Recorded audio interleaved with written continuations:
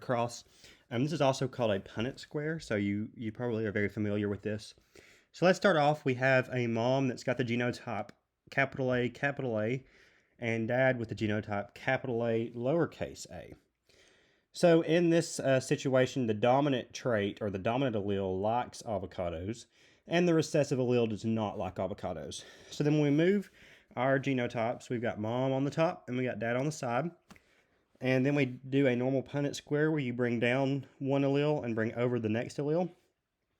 And when you fill in your Punnett square, you have this. So you've got capital A, capital A, capital A, capital A, capital A, lowercase a, and capital A, lowercase a. So then 4 out of 4 like avocados.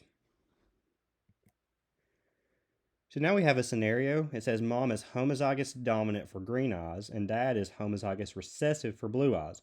And the question asks, what color eyes will their child have? So if we put this in a Punnett square, our top is our mom, so we've got our homozygous dominant, so capital E, capital E. And dad on the side is homozygous recessive, so we have lowercase e, lowercase e.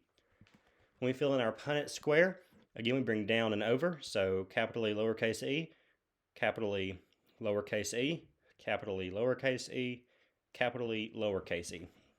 And then based off of our Mendel's laws, the law of dominance states that if there's the dominant allele present, then that's what trait will be expressed. So the child will have green eyes since green is the dominant genotype. So the phenotype, which is the physical characteristics, will be green.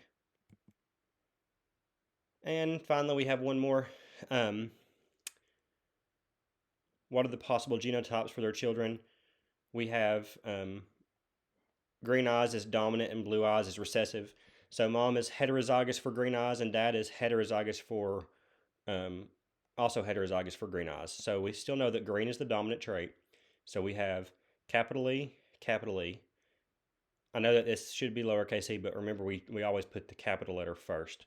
So it'll be capital E, lowercase e, capital E, lowercase e, lowercase e, lowercase e. So the possible phenotypes would be 3/4 of the children would have green eyes and 1/4 would have blue eyes. Remember, because this blue eyes, only one box is filled in because it's that recessive allele. Both of these letters are that recessive allele. So that's how we know that 1/4 has that blue eye trait.